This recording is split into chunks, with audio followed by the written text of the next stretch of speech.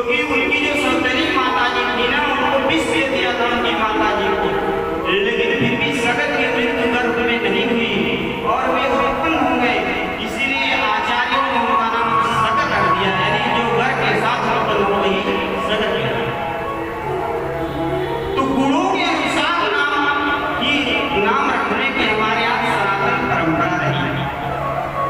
तो आप लोग तुलसीदास जी के विषय में सोचते हो कि तुलसीदास जी का नाम जो है ऐसे ही रख दिया गया होगा, बस दुनिया तुलसीदास तुलसीदास कहती है, लेकिन आप नहीं जानते तुलसीदास जी का नाम कैसे रखा गया। इसी विषय पर आपको सुन कराते हैं।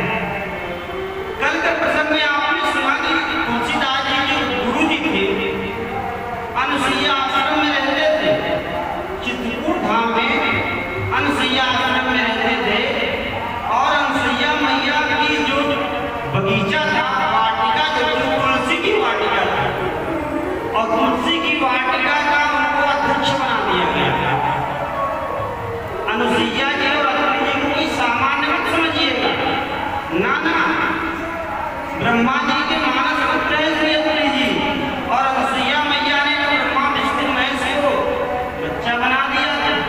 आप लोग जानते ही हैं, कहने का मतलब ये सामान्य ऋषि मुनि नहीं है। और इनके जो 3 पुत्र हैं, दत्तात्रेय, चंद्रमा और दुर्वासा, इनके 3 पुत्र हैं। ये तीनों भगवान के अंश हैं, तो कोई सामान्य नहीं है।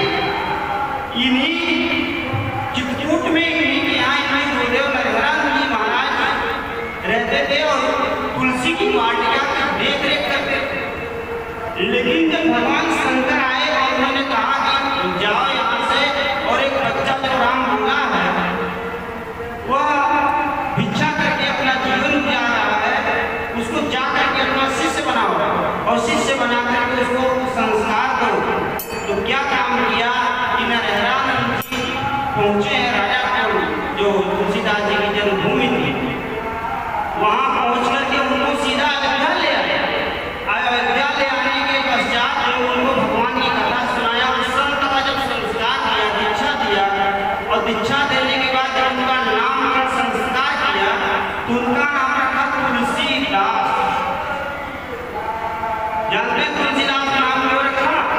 क्योंकि स्वामी नरहरानंद जी तुलसी के वाटिका से मुक्त हुए थे। वो कोई सामान्य तुलसी की वाटिका नहीं थी, वो अनुसुईया मैया अत्रि जी की दिव्य तुलसी वाटिका थी, और उन्हीं उस पदभाग से मुक्त हुए थे।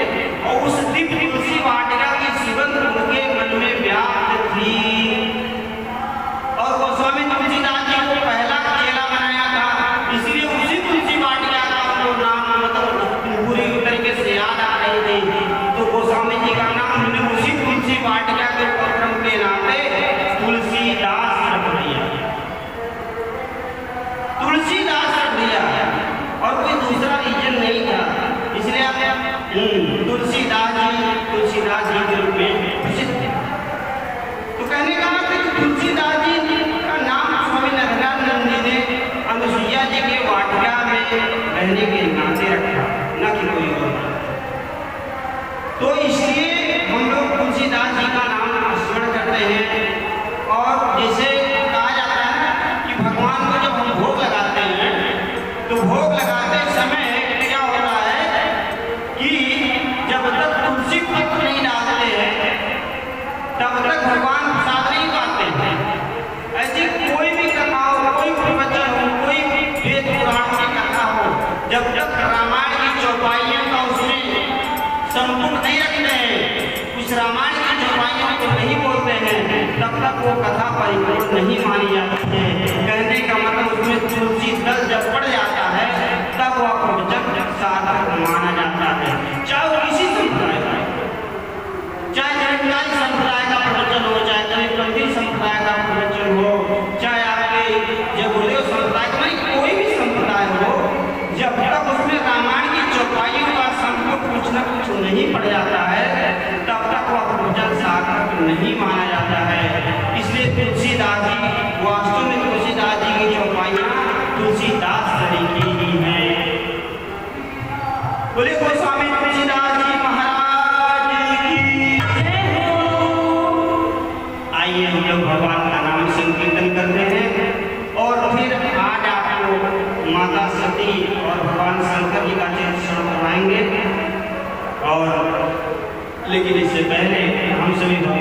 नाम संकीर्तन में परम अवगान स्नान करते हैं। प्रेम से भगवान का नाम स्मरण किया जाए।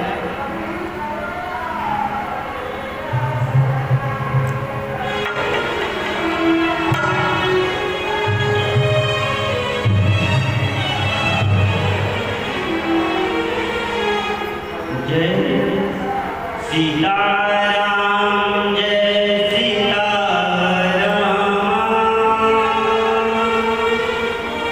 सीताराम जय सीताराम,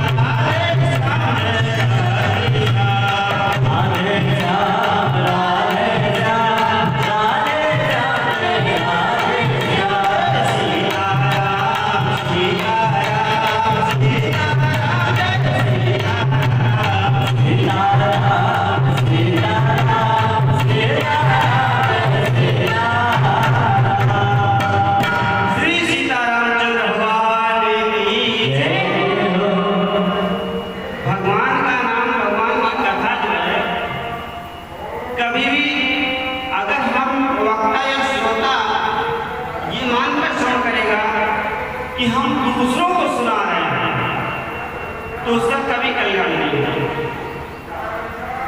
श्रोता ये मानकर बैठेगा कि हम महाराज जी के मुख से कथा श्रवण कर रहे हैं, या उसको ये मानना चाहिए कि सीताराम जो निकल रहा है ये साक्षात वैकुंठ से ही निकल रहा है। भगवान का नाम जितनी उच्चतम भावना से हम कथा में बैठेंगे उतना ही हमारा कल्याण है। कहा गया स्वामी चैतन्य महाप्रभु जगन्नाथपुरी में जब कीर्तन करते थे और नृत्य करते थे तो भगवान के नाम कीर्तन में इतने तल्लीन हो जाया करते थे कि उनको सुध-बुध नहीं रहती थी, कौन कहाँ कहाँ पड़ा हुआ, मैं कहाँ हूँ, मेरा वस्त्र कहाँ है, एकदम कुछ भी नहीं पता रहता। और इस अवस्था में कीर्तन करते थे। बाद में गौड़ी संप्रदाय के आचार्य कहलाए चैतन्य महाप्रभु, कहने के लिए भगवान का नाम जब ऐसी अवस्था में निकलने लगे कि हमको शरीर का भी सुध न रहे, मम गुण गावत पुलक शरीरा गदगद मीरा नयन जहरीरा। तब समझना चाहिए कि हृदय में कुछ भक्ति का विकास हुआ है। और चाहे वक्ता हो चाहे श्रोता हो, जब तक उसके मन में ये भावना रहेगी कि हम भगवान का नाम ले रहे हैं, कितने लोग सुन रहे हैं, तब तक समझिए उसका नाम लेना सार्थक नहीं है, क्योंकि वो भगवान के नाम नहीं ले रहा है, उन लोगों के लिए नाम ले रहा है जितने लोग इसको सुन रहे हैं, जितने लोगों में सुना सकता है।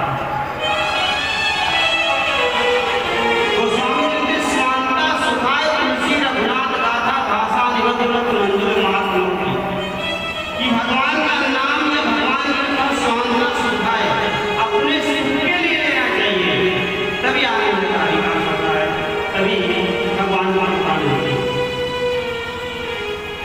आइए, क्योंकि आज सोमवार का दिन है, ऐसे में भगवान शंकर जी का कुछ चरित्र हम आपको श्रवण कराएं, और कल परसों 2 दिन की कथा और शेष है, तो इसलिए शिव जी का चित्र आज हो जाएगा तो बहुत उत्तम रहेगा, क्योंकि आगे भगवान का जन्मोत्सव मनाना है। गोस्वामी जी बालकांड में लिखते हैं,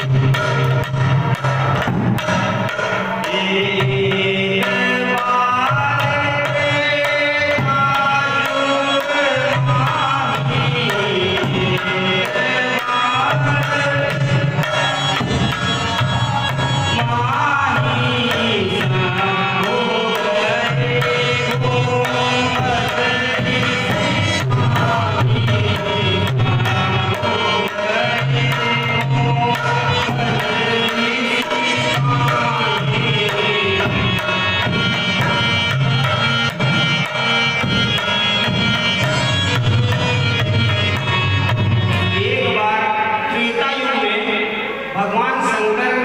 कुंभज ऋषि माने अगस्त्य ऋषि के पास राम की कथा श्रवण करने के लिए गए।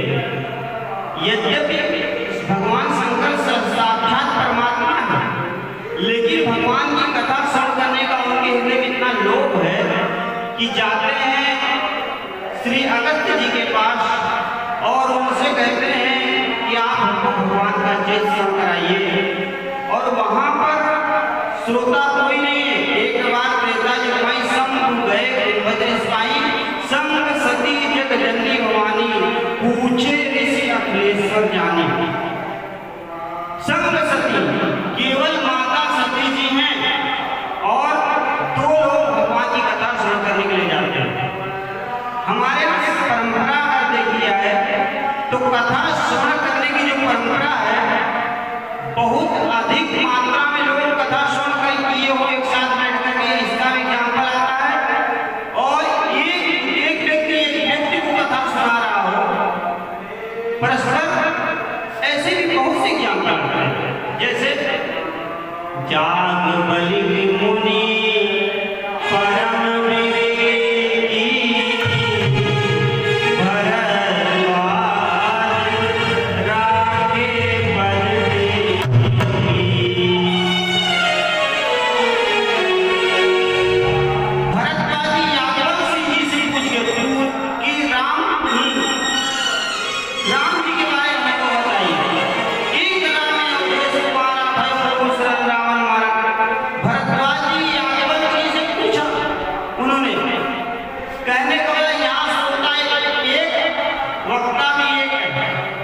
दो नहीं है यहाँ भी। और इसके अलावा माता पार्वती जी को जो अमर कथा में भगवान शंकर ने कथा सुन कराया था, यद्यपि माता पार्वती जी वहां सो गई थी, तो फिर भी श्रोता भी है, वक्ता भी एक है, दो नहीं।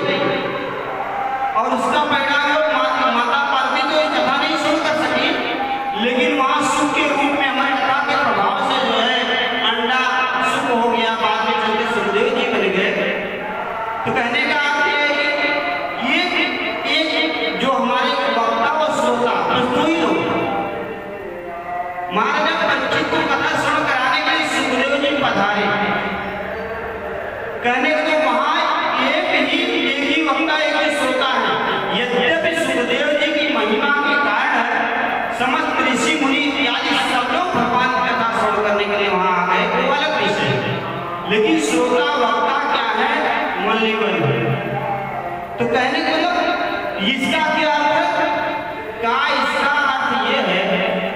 और जब भगवान नारायण ने ब्रह्मा जी को भागवत का चरण श्लोक में उपदेश दिया था, तो वहां भी एक ही श्रोता एक ही वक्ता था, डबल नहीं थे, एक ही श्रोता एक ही वक्ता। और व्यास जी ने सुखदेव जी को जब भागवत का पूरा अध्ययन कराया, वहां भी एक ही श्रोता एक ही वक्ता।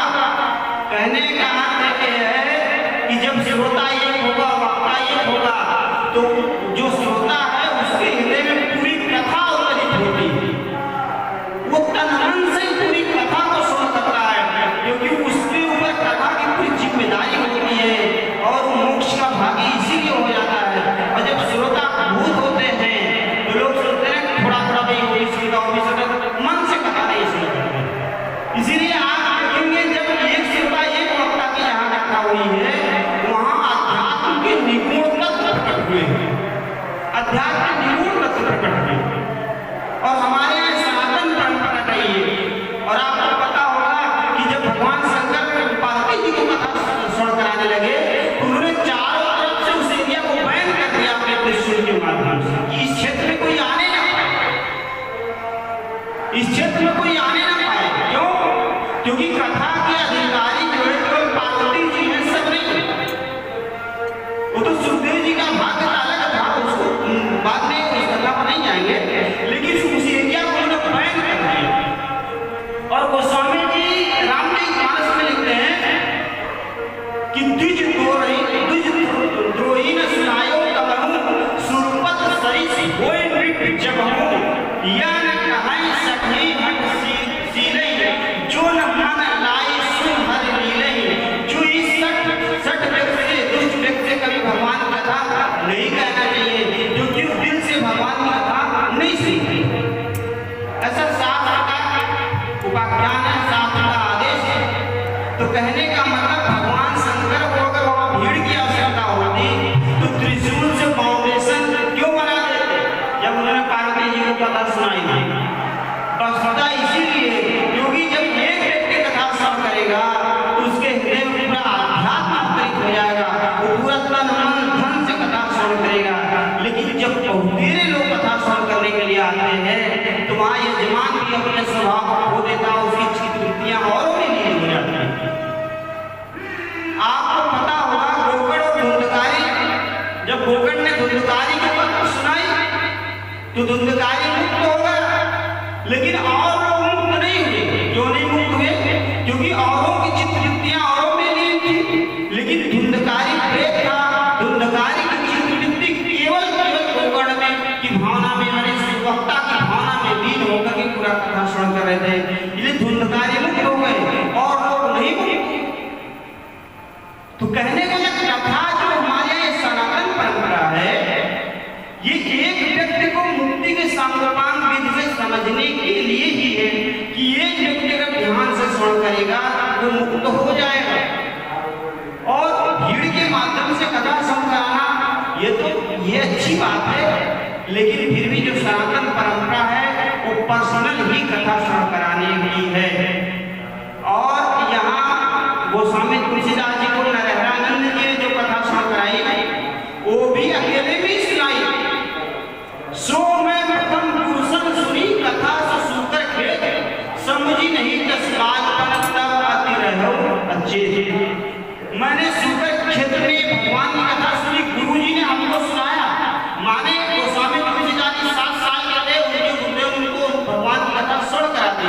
गुरुदेव ये सोचते कि अभी बच्चा छोटा है, इसको भगवान की कथा नहीं समझ में आएगी तो सुनाते ना, लेकिन वो जानते थे इस बच्चे को जो हम सुना दे रहे हैं ना, इसके मन पर बात अंकित हो जाएगी और बाद में चल करके उसी कथा को उन्होंने लिखी बनी। तो कहने को कथा सुनने सुनाने की परंपरा एकांतिक है। माधुर भाव का तात्पर्य क्या है कि पति पत्नी जब अकेले होते हैं तो उनके मन में जो एक दूसरे के ऊपर प्रेम होता है वो समाज में रहने से नहीं होता। उनकी चित्तवृत्तियां जो है उस समय सामाजिक सत्ता को प्राप्त होती है, वो प्रेम नहीं होता है।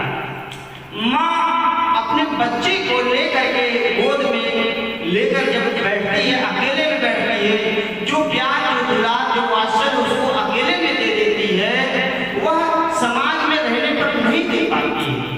इसी तरीके से वक्ता जब अकेला होता है, श्रोता जब अकेला होता है, तो जो उसको भाव प्रमोट कर सकता है, जो ज्ञान अवतरण करा सकता है उसके हृदय में, वह बहुतेरे माने बहुसंख्यक श्रोताओं के साथ पॉसिबल नहीं, असंभव होता।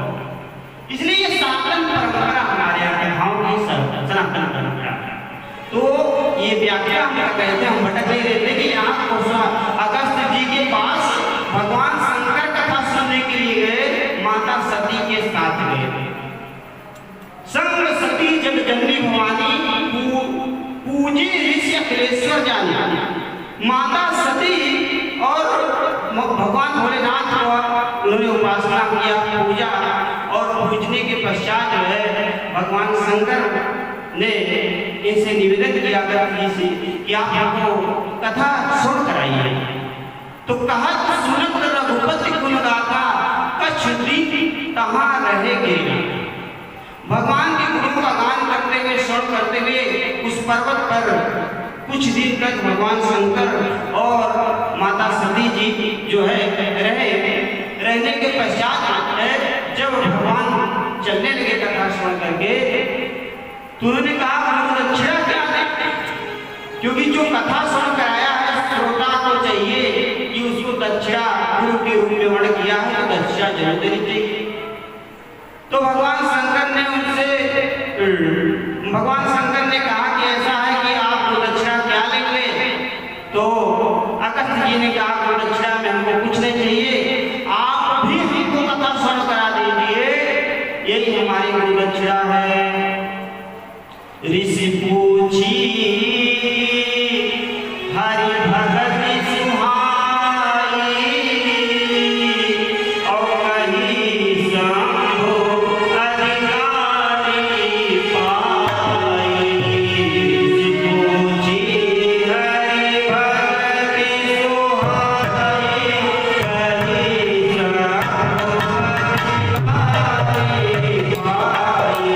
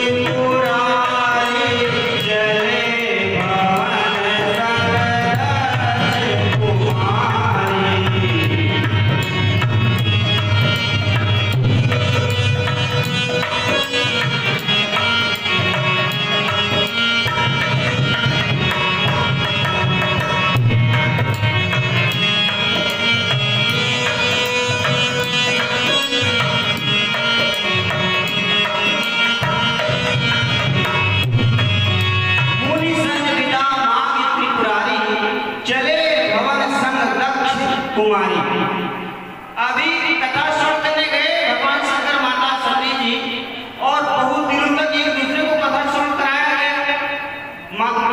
अगस्त जी ने भगवान शंकर को कथा श्रवण करवाई और शंकर जी ने अगस्त जी को कथा श्रवण कराया।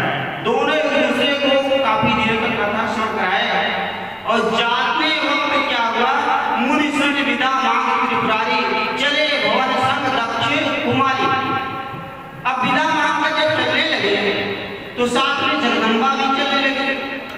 और जब जगदम्बा जी चलने लगी तो जानते हैं गोस्वामी